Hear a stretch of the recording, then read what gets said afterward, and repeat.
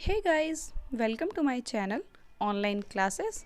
आज हम स्टार्ट कर रहे हैं 11th क्लास का मैक्रो यानी कि समष्टि अर्थशास्त्र का अध्याय 9 पर्यावरण और धारणीय विकास। तो पहले तो हम पर्यावरण का मीनिंग ही समझते हैं।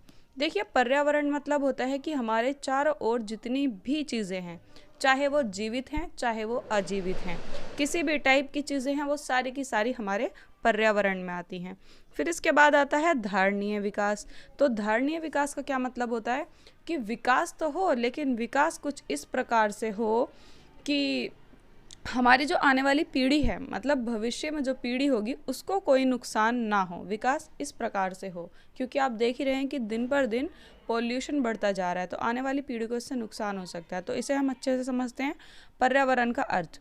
तो ये शब्द परि और आवरण को मिलाकर बना है। परि का मतलब होता है हमारे चारों ओर, और ठीक है, हमारे चारों ओर चाहे जितनी भी चीज़ें हैं, और आवरण मतलब जो हमें चारों ओर से घेरे हुए हैं। तो मतलब पर्यावरण का मतलब हो गया एक ऐसा आवरण जो हमें चारों ओर से घेरे हुए है। पर्यावरण उन सभी भौतिक, रासायनिक एवं जैविक कारकों की समष्टिगत इकाई है। मतलब इसमें सारी चीज़ें आती हैं, दुनिया में जितनी भी चीज़ें हैं सब आती हैं। इसमें वे सभी जैविक और अजैविक तत्व आते हैं जो एक दूसरे को प्रभावित करते हैं। सभी जीवित तत्व, जैसे कि जितने भी जीवित तत्व हैं, मतलब जिनमें जान होती है, जैसे कि पक्षी, पशु, पौधे, वन, मत्स्य, ठीक है, पानी के अंदर जितनी भी चीज़ें होती हैं समुद्र में, वो सारी। और अजैविक तत्व, अजैविक तत्व मतलब जिनमें जान नहीं होती लेकिन वो हमारे लिए मोस्ट इम्पोर्टेंट है, हवा, पानी, भूमि, सारे अजैविक तत्व हैं। तो अजैविक हों या जैविक हों, जैसे भी हों, सारे के सारे हमारे पर्यावरण अध्ययन के अंतर्गत आते हैं। ठीक है, आई होप आपको पर्यावरण का अर्थ अच्छे से समझ में आ गया होगा कि पर्यावरण किसे कहते हैं।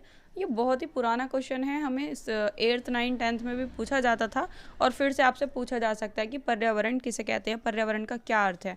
अर्थ में आप कुछ भी लिख सकते हैं, कुछ भी, मतलब जैसे कि आपको बताया गया है, लेकिन परिभाषा में आपको डिट्टो वही शब्द लिखने होते हैं जो कि बुक में दिए हुए होते हैं। पर्यावरण के 4 आवश्यक कार्य, मतलब पर्यावरण करता क्या है। तो पर्यावरण के कार्य जो हैं ये हैं। नंबर 1, ये संसाधनों की पूर्ति करता है। ठीक है, संसाधनों की पूर्ति मतलब जितनी भी चीज़ें हैं सब संसाधन से बनाई जाती हैं। नंबर 2, यह अवशेषों की समाहित कर लेता है। जितने भी अवशेष होते हैं कूड़ा कटकर, उन सबको भी ये समाहित कर लेता है, उसको भी ख़त्म करता है ना। यह जननिक और जैविक विविधता प्रदान करके जीवन का पोषण करता है।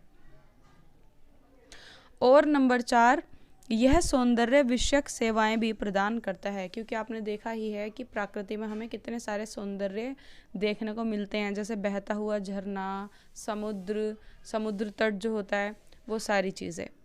तो ये 4 जो है इम्पोर्टेंट चीज़ें हैं जो पर्यावरण के अंतर्गत आती हैं, मतलब उसके हम कार्य भी कह सकते हैं। इसके बाद हमारा टॉपिक आता है वैश्विक उष्णता क्या है, और ये 100% इसमें से एक क्वेश्चन ज़रूर आता है, और ये बहुत ही ज़्यादा इजी है।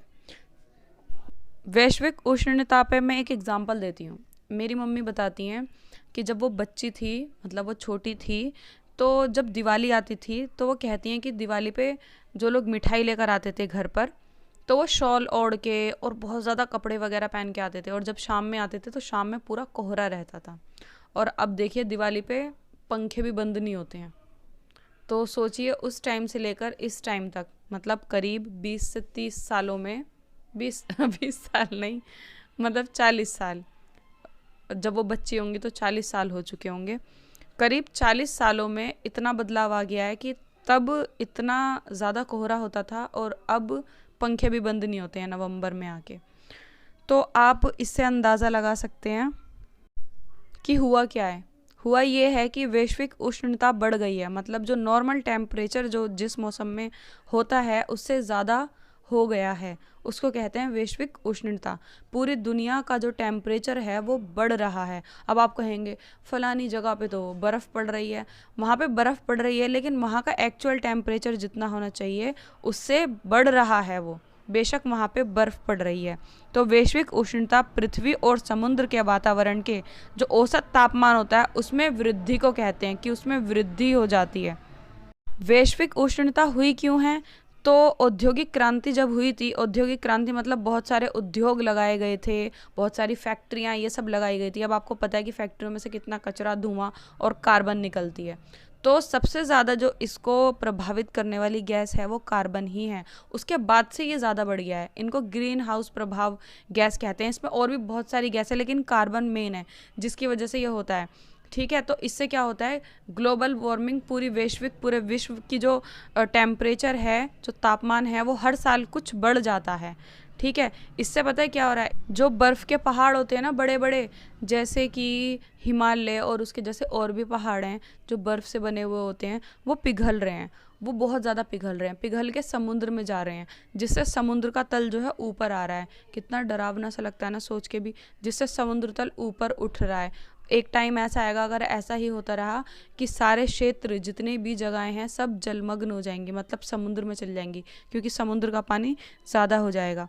वैश्विक उष्णता के कुछ दीर्घकालीन परिणाम है ध्रुवीय हिम का पिघलना, जैसे कि मैंने अभी आपको बताया, जिसके परिणाम स्वरूप समुद्र में वृद्धि और बाढ़ का प्रकोप है। हम पिघलाव पर निर्भर पेयजल की पूर्ति में पारिस्थितिक असंतुलन के कारण प्रजातियों की विलुप्ति हो रही है। क्योंकि देखिए, हर किसी का एक एटमॉस्फेयर होता है कि वो इतने गर्मी में ज़िंदा रह सकता है, बहुत सारे जो पशु पक्षी होते हैं वो इतनी सर्दी में ज़िंदा रह सकते हैं, सबका एक एटमॉस्फेयर होता है। ठीक है, तो अगर वो उसके लिए नहीं होगा तो वो प्रजातियां लुप्त हो जाएंगी। जैसे बहुत से जानवर और पक्षी ऐसे हैं जो बर्फ़ में ही रहते हैं, जहाँ का तापमान बहुत ज़्यादा कम होता है। अब वहाँ का तापमान अगर बढ़ने लगेगा तो वो ख़त्म हो जाएंगे, विलुप्त हो जाएंगे। इससे ये भी हो रहा है। अब जब पशु पक्षी और ये सारी चीज़ें विलुप्त होंगी तो इससे हमारी जो एक चेन बनी हुई है, हम एक दूसरे से जुड़े हुए हैं। जैसे कि हम पेड़ पौधों को खाते हैं, ठीक है, मान लीजिए एक चेन बनी हुई है जिसे हम आहार श्रृंखला कहते हैं, वो भी बिगड़ जाती है। जो पारिस्थितिक तंत्र होता है वो भी बिगड़ जाता है। ठीक है, वो चेन पूरी ख़राब हो जाती है। ये चेन आपने 9th क्लास में साइंस में पढ़ी थी। फिर भी मैं एक बार समझा देती हूँ। जैसे कि मान लीजिए रैबिट जो है वो घास खाता है, लेकिन शेर जो है वो रैबिट को खाता है। अब मान लीजिए रैबिट बीच में से गायब हो जाए तो शेर घास थोड़ी खाएगा, तो शेर भी मर जाएगा। अब आप कहोगे और कुछ खा लेगा, ये सिर्फ एग्जाम्पल था। ठीक है, इस तरीके से जो है पारिस्थितिक तंत्र बिगड़ जाता है जब प्रजातियां विलुप्त होती हैं।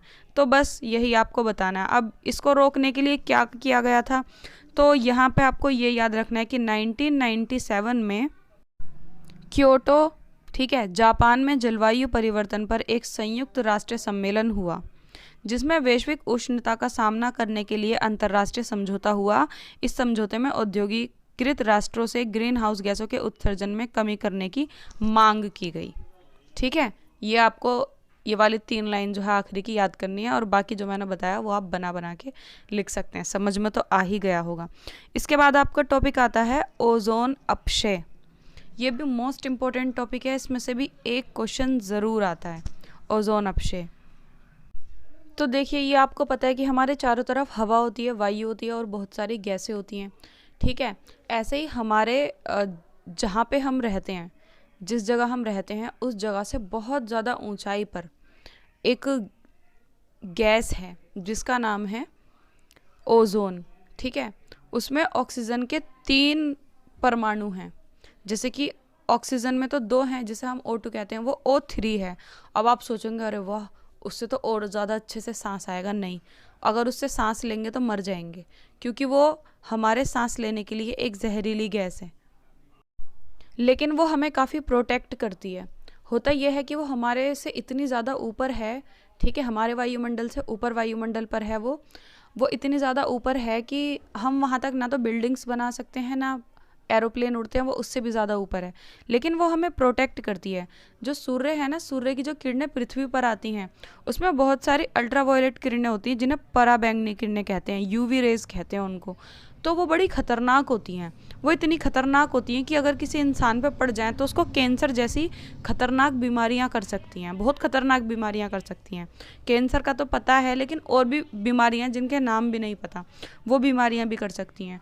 तो O3 जो है ओजोन, उसको रोकती है, जो यूवी रेज होती हैं उनको रोकती है। अब हुआ क्या है कि वो भी कार्बन से फट गई है। ठीक है, उसकी पूरी परत बनी हुई है हमारे वायुमंडल पर, पृथ्वी के ऊपर, लेकिन हुआ ये है कि वो भी जो है फट गई है जगह जगह से, एक चादर है उसमें छेद हो गए हैं। ओजोन अपक्षय की जो समस्या का कारण है वो है समताप मंडल में क्लोरीन और ब्रोमीन के ऊंचे स्तर। ठीक है, वो फटी है क्लोरीन और ब्रोमीन की वजह से, और सबसे ज़्यादा है इसमें क्लोरोफ्लोरोकार्बन, जिसे हम CFC कहते हैं। इसका उपयोग कहाँ होता है? इसका उपयोग होता है जैसे रेफ्रिजरेटर और एयर कंडीशनिंग को ठंडा करने वाले जो पदार्थ होते हैं, जैसे कि AC वगैरह, इसमें से निकलती है ये कार्बन, क्लोरोफ्लोरोकार्बन। इससे क्या होता है, अब आप ये मत मानिए कि AC और फ्रिज से ही सारी कार्बन निकल रही है। जो इतने सारे एक्सपेरिमेंट होते हैं ना, इतने बड़े बड़े एक्सपेरिमेंट होते हैं, उनमें से जो इतना धुआं निकलता है उसमें से भी निकलती है, गाड़ियों से और इधर उधर से बहुत सारी चीज़ों से निकलती है। ठीक है, तो इतनी सारी गैसों की वजह से क्या हो रहा है कि ओजोन परत फट गई है, उसमें 5% की क्षति हो गई है। मतलब जितनी पहले ओजोन परत थी ना, वो 5% घट गई है, उसमें जगह जगह छेद हो गए हैं, जिसमें से UV रेज आ जाती हैं और किसी पे भी पड़ जाती हैं, और लोग सोचते हैं पता नहीं मुझे ये बीमारी कहाँ से हो गई। तो वो UV रेज से भी बीमारी होती है। अब इसे रोकने के लिए क्या किया गया है? तो लोग एक्सपेरिमेंट से तो बाज आएंगे नहीं, और इतनी सारी जो चीज़ें करते रहते हैं, क्लोरोफ्लोरोकार्बन छोड़ने के लिए, ब्रोमीन छोड़ने के लिए जो करते रहते हैं, उससे तो बाज आएंगे नहीं। तो इसलिए जो है विश्व भर में ये चिंता का विषय बन गया। इसके कारण मॉन्ट्रियल प्रोटोकॉल को अपनाना पड़ा। इसके तहत क्या होता है कि CFC यौगिकों तथा अन्य ओजोन अपक्षय, ठीक है, CFC यौगिक जितने भी हैं और ऐसे यौगिक जिनसे ओजोन खराब होती है, उसके रसायनों के प्रयोग पर रोक लगा दी गई, जैसे कि कार्बन टेट्राक्लोराइड, ठीक है, ट्रिक्लोरोथेन और ब्रोमाइन यौगिक तत्व जैसे जिन्हें हेलोन कहा जाता है, इन सब पर रोक लगा दी गई, जिससे ओजोन अपक्षय ना हो। तो ये मोस्ट इम्पोर्टेंट टॉपिक है, ये आपको ध्यान में रखना है। अब आते हैं हम नेक्स्ट टॉपिक पे। नेक्स्ट टॉपिक इज भारत की पर्यावरण स्थिति कैसी है? ये बताने की ज़रूरत नहीं है। भारत में भूमि की उच्च गुणवत्ता है, सैकड़ों नदियाँ हैं, उपनदियाँ हैं, इतना सब कुछ है, हरे भरे वन हैं, जंगल हैं, भूमि के सतह के नीचे बहुतायत में उपलब्ध बहुत सारे खनिज पदार्थ हैं। हमें हिंद महासागर भी मिला हुआ, उसका इतना सारा क्षेत्र मिला हुआ, उसके अंदर जितना भी खजाना वो सब भी हमारा। ठीक है, पहाड़ों की श्रृंखला मिली हुई है, उसमें जितना भी खजाना वो सब भी हमारा। तो भरपूर संसाधन है हमारे पास। देश में लौह अयस्क, कोयला, प्राकृतिक गैस भर भर के इसके भारी भंडार हैं। लेकिन इसके बाद भी तुम्हें पता है भारत में जो है, सिर्फ भारत में ही पूरे विश्व का 8% लौह अयस्क उपलब्ध है। लेकिन भारत में विकास गतिविधियों के फलस्वरूप उसके सीमित प्राकृतिक संसाधनों पर दबाव पड़ रहा है। जैसे जैसे विकास होता जा रहा है वैसे वैसे संसाधनों की ज़रूरत है, फिर भी हमें संसाधन कम पड़ रहे हैं। इसके साथ साथ मानव स्वास्थ्य और सुख समृद्धि पर भी उसका असर पड़ रहा है। इतना सब कुछ होने के बाद भी ना हम संसाधनों का ठीक से उपयोग नहीं कर पा रहे हैं, उनका वितरण ठीक से नहीं हो रहा है, जिसकी वजह से संसाधनों की कमी हो रही है, ना गरीबी खत्म हो रही है और ना ही पर्यावरण की समस्याएं खत्म हो रही हैं। तो यहाँ पर्यावरण को जो है दो तरफ से खतरा है, पहला तो गरीबी और दूसरा साधन संपन्नता। एक तो गरीबी पे गरीबी बढ़ती जा रही है और साधन संपन्नता, जो हमारे साधन है, संसाधन है, वो भी खत्म होने के कगार पर हैं। अब यहाँ समस्याएं क्या क्या हैं हमारे देश में? नंबर 1, भूमि अपक्षय। जो भूमि खराब हो जाती है ना, ये समस्या बनी हुई है, जो भूमि उड़ने लग जाती है। नंबर 2, जैविक विविधता की हानि। हमारे देश में जैविक विविधता बहुत ज़्यादा है, उसकी भी हानि हो रही है। शहरी क्षेत्रों में वाहन प्रदूषण से उत्पन्न वायु प्रदूषण, इसको तो समझाने की ज़रूरत नहीं है, रोज़ सुनते ही होंगे। नंबर 4, ताज़े पानी का प्रबंधन। ताज़ा पानी किसी को नहीं मिल पाता है यहाँ पे, ठीक है। नंबर 5, ठोस अपशिष्ट प्रबंधन। जो ठोस अपशिष्ट होते हैं ना, उनको गलने सड़ने में बड़ा टाइम लगता है और वो बहुत पोल्यूशन फैलाते हैं, तो उसका प्रबंध नहीं हो रहा है। तो ये सारी समस्याएं जो हैं हमारे देश में हैं। अब आपका क्वेश्चन यहाँ से निकल के आ सकता है कि भारत में जो है कौन कौन सी समस्याएं हैं पर्यावरण को लेकर, तो आप बता सकते हैं। क्वेश्चन कैसे भी घुमा फिरा के वो लोग दे देते हैं, बस आपको पॉइंट्स पता होने चाहिए। इन्हीं पॉइंट्स को आप खोल खोल के लिख सकते हैं। भूमि के अपक्षय के लिए महत्वपूर्ण कारक। अब भूमि का जो अपक्षय हो रहा है वो कैसे हो रहा है? वन विनाश के फलस्वरूप वनस्पति को हानि, ठीक है। ये जो इतने वन काटे जाते हैं क्योंकि पेड़ की जो जड़ें होती हैं वो भूमि को जकड़े रहती हैं, और पेड़ काटने से जो है भूमि खराब होती है। अधारणीय जलाऊ लकड़ी और चारे का निष्कर्षण। जलाऊ लकड़ी पाने के चक्कर में भी वनों का विनाश होता है। खेती बाड़ी करके, ठीक है, भूमि खराब हो जाती है। ज़्यादा, वन भूमि का अतिक्रमण, वनों में आग और अत्यधिक चराई, वनों में आग लग जाती है और बहुत ज़्यादा पशुपालन वहाँ होता है, वो जो लोग कह रही हूँ, वो जो जानवर होते हैं वहाँ बार बार खाना खाते रहते हैं, चराई करते रहते हैं, तो भूमि को ठीक होने का मौका ही नहीं मिल पाता। भू संरक्षण हेतु समुचित उपायों को ना अपनाया जाना, कोई कुछ करता ही नहीं है, इतना सब कुछ होने के बाद भी कोई उपायों को अपनाता ही नहीं है। अनुचित फसल चक्र, कृषि रसायन का अनुचित प्रयोग, ये जो आजकल फसल इतनी जल्दी जल्दी उग के आ रही है, हरित क्रांति के बाद इसका ज़्यादा प्रभाव हुआ है। सिंचाई व्यवस्था का नियोजन व अविवेकपूर्ण प्रबंधन, सिंचाई व्यवस्था बिल्कुल ठीक नहीं है, ज़मीन के अंदर से ही पानी ले लेके सिंचाई करते हैं, जितने भी खेतों में काम करते हैं वो सारे लोग, तो सिंचाई व्यवस्था नहीं है बिल्कुल भी। और इसके बाद नंबर 10, भूमि जल का पुनः पूर्ण क्षमता से अधिक निष्कर्षण। ठीक है, भूमि में जल इतना भी नहीं है जितना कि उसका यूज़ हो रहा है। भूमि के अंदर से आज भी हमारे देश में नलों से और हैंडपम्प से बहुत ज़्यादा पानी यूज़ में लाया जाता है। और हरित क्रांति के बाद तो कृषि रसायन का इतना ज़्यादा उपयोग हुआ है कि मिट्टी भी ख़राब हो गई, पानी भी ख़राब हो गई और सबके शरीर भी ख़राब हो गए, क्योंकि यही तो सब्जियां खाते हैं। अब किसान ऐसा करते क्यों हैं? वो भी बेचारे मजबूर हैं। जब उन्हें हरित क्रांति और खाद को हटा के रासायनिक खाद के बारे में जब उनको बताया गया तो वो एक्साइटेड थे उस चीज़ को लेकर। ठीक है, शुरू शुरू में उनको महंगा भी पड़ा, लेकिन अब उनको चस्का लग गया इस चीज़ का, क्योंकि इससे खेती बहुत जल्दी हो जाती है। एक साल में 3-3, 4-4 चीज़ें उगा लेते हैं, तो उनको भी थोड़ा बहुत फ़ायदा मिल जाता है, इस वजह से वो लोग करते हैं। तो इससे होता क्या है कि सब्जियां तो बेकार होती ही हैं, वो हमारे पेट के अंदर जब जाती हैं तो हमें तो बेकार करती ही हैं, बीमारियां करती हैं। प्लस जब वो उसके अंदर रसायन डालते हैं ना, खाद, जो रासायनिक खाद होता है वो डालते हैं और कीटनाशक डालते हैं, तो वो तत्व मिट्टी में जाके मिट्टी की उर्वरता शक्ति को भी बेकार कर देते हैं, मिट्टी को भी ख़राब कर देते हैं। और मिट्टी से नीचे जब वो पानी के अंदर जाते हैं ना, तो पानी को भी बेकार कर देते हैं। इसके बाद हम आते हैं नेक्स्ट टॉपिक पर, धारणीय विकास। तो धारणीय विकास वैसे मैंने आपको स्टार्टिंग में भी बताया था कि किसे कहते हैं, फिर से पढ़ लेते हैं एक बार। आवश्यकता है एक ऐसे विकास की, कि एक ऐसा विकास होना चाहिए। कैसा विकास होना चाहिए? आवश्यकता है एक ऐसे विकास की जो कि भावी पीढ़ियों, अब यहाँ भावी पीढ़ियों से मतलब है आने वाली पीढ़ियाँ, ठीक है, उनको जीवन की संभावित औसत गुणवत्ता प्रदान करे। मतलब जैसे कि हम जी रहे हैं वो भी ऐसे ही एक नॉर्मल वातावरण में जिएं, उन्हें परेशानी ना हो हमारी वजह से।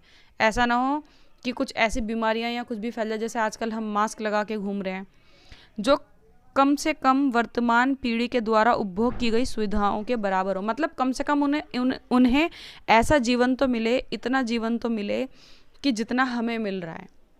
ऐसा ना हो कि हमारी वजह से उनको कैद रहना पड़े या फिर अलग तरीके से रहना पड़े और उनको परेशानी का सामना करना पड़े। विकास होना चाहिए, पर ऐसे होना चाहिए कि आने वाली पीढ़ी को नुकसान ना हो। यही धारणीय विकास होता है। धारणीय विकास की अवधारणा पर संयुक्त राष्ट्रीय पर्यावरण और विकास सम्मेलन, जिसको UNCD कहते हैं, उसने बल दिया। क्या बल दिया? इनके अनुसार ऐसा विकास जो वर्तमान पीढ़ी की आवश्यकताओं को भावी पीढ़ियों की आवश्यकताओं की पूर्ति क्षमता का समझौता किए बिना पूरा करे। ये होती है ये अर्थ नहीं है, ये होती है परिभाषा। ठीक है, अगर आपसे परिभाषा पूछी जाए तो आपको पूरा बताना है कि किसके अनुसार कौन सी परिभाषा है। जब अर्थ पूछा जाता है, अर्थ आप अपने शब्दों में बता सकते हैं, परिभाषा आप अपने शब्दों में नहीं बता सकते। तो आवश्यकता का मतलब यहाँ पे है संसाधनों का वितरण, कि हम कैसे बांटें संसाधनों को, फ्रिज बनाएं, कूलर बनाएं, AC बनाएं या फिर गेहूँ उगाएं, क्या करें, किस चीज़ में ज़्यादा फ़ायदा है, किस चीज़ में लोगों को ज़्यादा संतुष्टि मिलेगी। और भावी पीढ़ियों का यहाँ पे मतलब है भविष्य से, भविष्य में आने वाले कोई भी हो, वो जीव जंतु हो या इंसान हो, किसी को भी कोई दुख तकलीफ और परेशानी नहीं होनी चाहिए। ठीक है, तो विकास कैसा होना चाहिए? अब यहाँ पे क्या क्या होना चाहिए ऐसा विकास होने के लिए? तो नंबर 1, प्राकृतिक संपदा का संरक्षण। जो प्राकृतिक चीज़ें हैं उनका संरक्षण होना ज़रूरी है। नंबर 2, विश्व की प्राकृतिक पारिस्थितिक व्यवस्था की पुनर्जनन क्षमता की सुरक्षा। ये जो पारिस्थितिक तंत्र है, अभी मैंने स्टार्टिंग में समझाया था, इसका भी संरक्षण होना चाहिए। जैसे आपको पता ही है टाइगर और बहुत सारे जीव जंतुओं पर, बहुत सारे पक्षियों पर जो है सरकार ने बैन लगा रखा है कि उनको अगर कोई मारता है या कोई सताता है, कुछ भी करता है, तो उसको पनिशमेंट होगी। तो ये संरक्षण है। बहुत सारे पौधों पे भी, बहुत सारे पेड़ पर भी ये कानून लागू है। ठीक है, तो ये होता है संरक्षण, इससे इसको बचाया जाता है। भविष्य की पीढ़ियों के ऊपर अतिरिक्त खर्चे या जोखिम को हटाने के अनुकूल हो। ठीक है, विकास में ये होना चाहिए कि भविष्य की पीढ़ियों पर कोई भी जोखिम ना आए। अब ऐसा कैसे हो सकता है? ये कहना तो आसान है कि ये हो वो हो, ऐसा हो कैसे सकता है? पर्यावरणवादी अर्थशास्त्री हरमन डेली के अनुसार ऐसा ऐसे हो सकता है। ये हम अपना सकते हैं। नंबर 1, जनसंख्या नियंत्रण। आपको पता ही है कि जितना पृथ्वी के ऊपर कम बोझ होगा उतनी ही पृथ्वी अच्छी रहेगी। किसी के भी ऊपर ज़्यादा बोझ अच्छा नहीं होता। नवीनीकरण संसाधनों का निष्कर्षण धारणीय आधार पर हो। नवीनीकरण संसाधन आपको पता है? नवीनीकरण संसाधन होता है जिनका दोबारा उपयोग हो जाता है, जैसे कि पवन ऊर्जा, सौर ऊर्जा, इनका दोबारा उपयोग हो जाता है। और गैर नवीनीकरण होता है जैसे कि कोयला, पेट्रोल, एक बार अगर ख़त्म हो गया तो हम इनको दोबारा यूज़ में नहीं ला सकते। नवीनीकरण जैसे कि पानी एक बार गंदा हो जाता है, फिल्टर होकर दोबारा घरों में वापस आ जाता है, मतलब उसको दोबारा जिसे रीयूज़ किया जा सकता है, वो होता है नवीनीकरण। ठीक है, और जो आणविकरण होता है उसको हम यूज़ नहीं कर सकते दोबारा। जैसे पेट्रोल एक बार गाड़ी में डलवाया और वो यूज़ हो गया तो वो उड़ गया, उसको दोबारा यूज़ नहीं कर सकते। गवर्नमेंट भी यूज़ नहीं कर सकती, उड़े हुए पेट्रोल को दोबारा नहीं ला सकती। ठीक है, तो जो नवीकरण संसाधन है, नवीनीकरण करने वाले हैं, उनका उपयोग भी इस तरीके से हो कि उससे कोई प्रदूषण ना फैले। ठीक है, उसका भी उपयोग इस तरीके से होना चाहिए। नंबर 3, प्रदूषण में सुधार। जो हमारे आसपास पॉल्यूशन है इसमें सुधार करना चाहिए। इसमें आप बहुत सारी चीज़ें बता सकते हैं।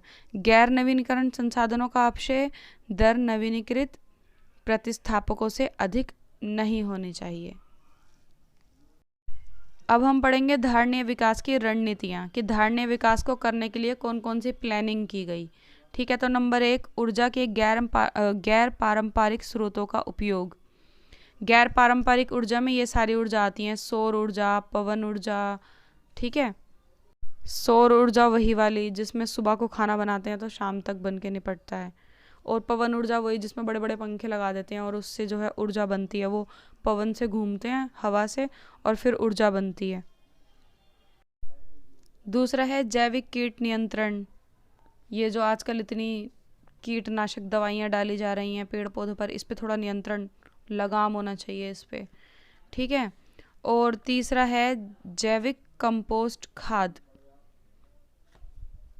ये जो खाद जो मिलाई जा रही है ना, कंपोस्ट वाली जो खाद मिलाई जा रही है, इसमें जो मैंने अभी बताया था आपको, हरित क्रांति के बाद इस पे ज़्यादा दबाव दिया गया था ताकि उत्पादन ज़्यादा हो।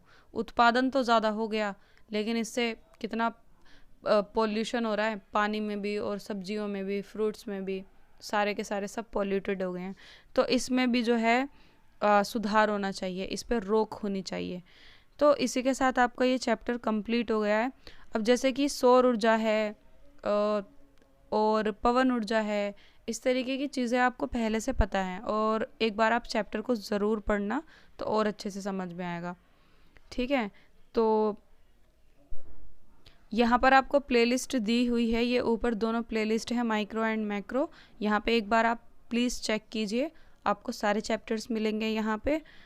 और सारे चैप्टर्स के कुछ चैप्टर्स पार्ट्स में भी डिवाइड हैं, जो बड़े चैप्टर हैं, तो यहाँ से आपको चैप्टर मिल जाएंगे, आप देख सकते। मिलते हैं नेक्स्ट वीडियो में। वीडियो को लाइक ज़रूर करें। Bye guys.